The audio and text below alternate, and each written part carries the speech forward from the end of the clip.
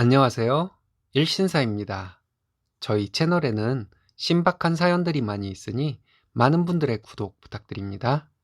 이번 사연은 집을 해가는 쓰니님에게 남친 집에서 무리한 예단을 요구해서 쓰니님이 즉시 엎어버리고 파혼을 했다는 사연인데요. 함께 보시겠습니다. 안녕하세요.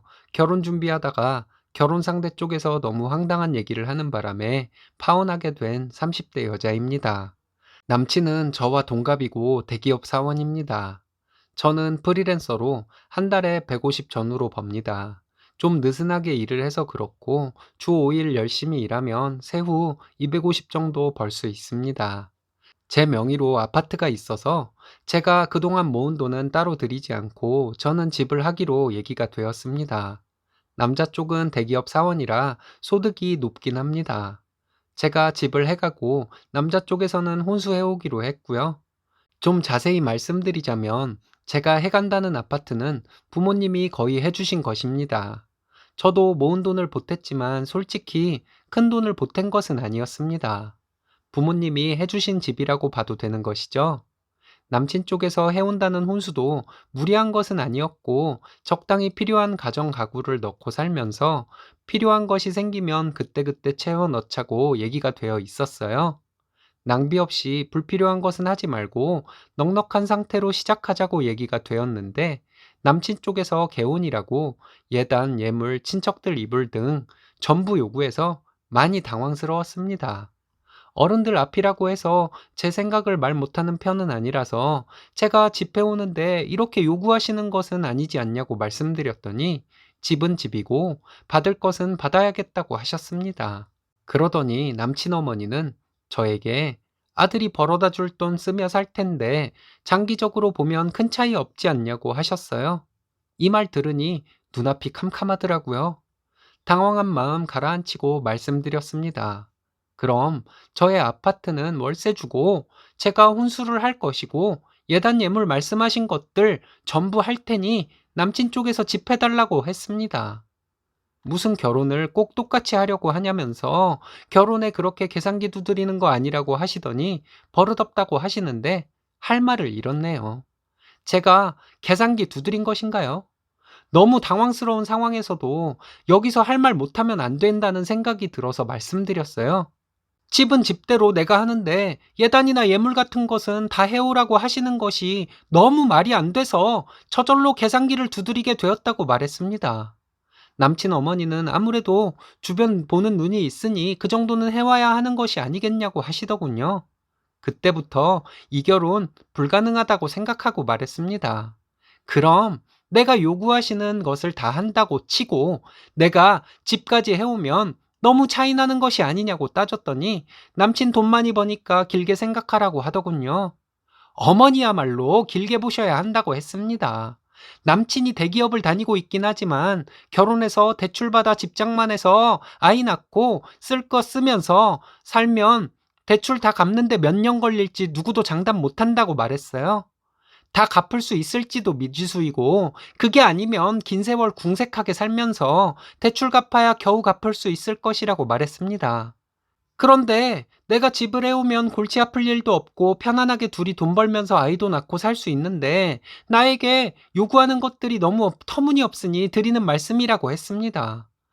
차라리 남친과 공평하게 돈 내놓고 결혼하겠다고 말도 안 되는 요구를 하시니 앞으로 철저하게 계산기 두드리겠다고 내가 집 해오는 것을 당연시 여기고 고마워도 안 하는데 그럼 우리 부모님이 남친 예쁘다고 척하고 집을 주시길 바라는 것이냐고 말이 되는 것을 바라시라고 했습니다. 남친이 옆에서 듣고 있다가 저에게 이렇게 계산적인 면이 있는지 몰랐다며 실망했다고 하더군요.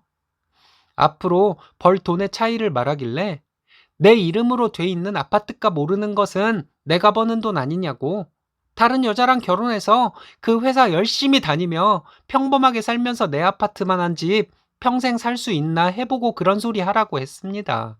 남친 어머니에게 큰 소리로 저 이 결혼 안 한다고 했습니다. 우리 부모님 소중한 돈 날로 먹으려는 심보를 가진 남자랑 결혼해서 우리 가족들 평생 속상하게 할 수는 없지 않겠냐고 말하고 일어났습니다.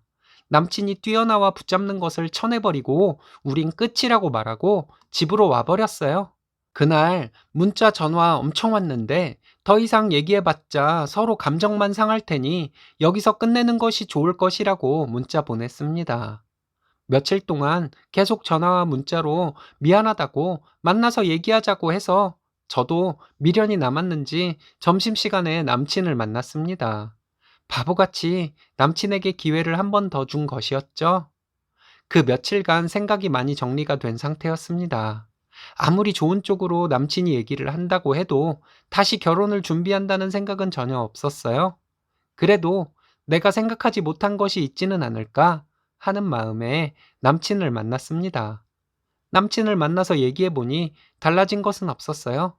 같은 얘기 반복하게 되더라고요.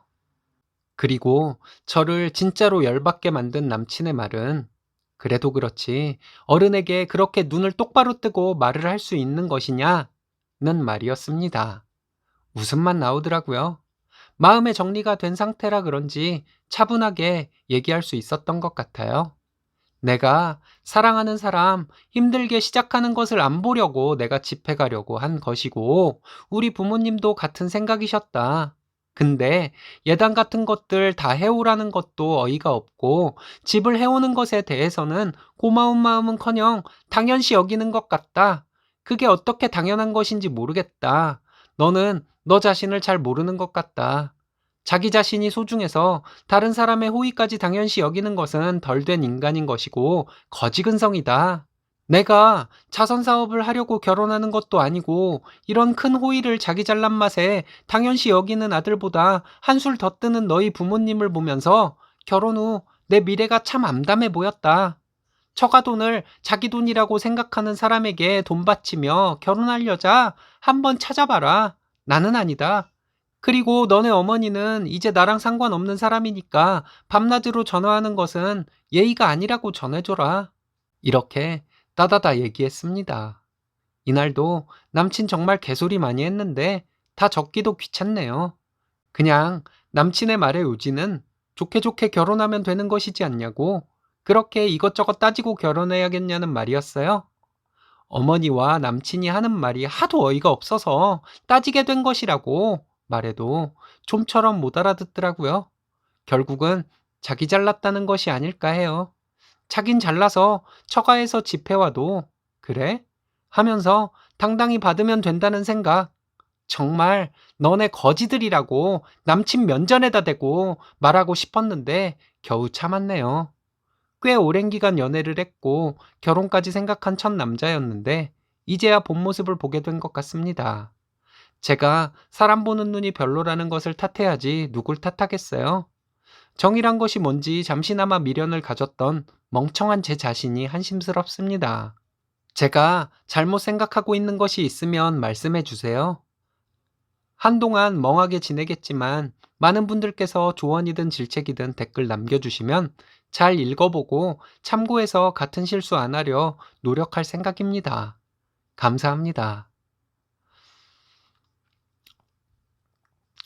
쓰니님이 남친과 남친 부모님께 한 말들 구구절절 옳은 말씀인 것 같은데요. 남친네가 거짓대들이고요. 장하십니다. 정말 잘하셨어요. 오늘의 사연은 여기까지입니다. 재밌으셨다면 좋아요, 구독 부탁드려요. 일신사는 여러분들의 사연으로 제작됩니다. 많은 사연 제보 바랍니다. 여러분들의 사연은 아래 메일 주소로 부탁드려요.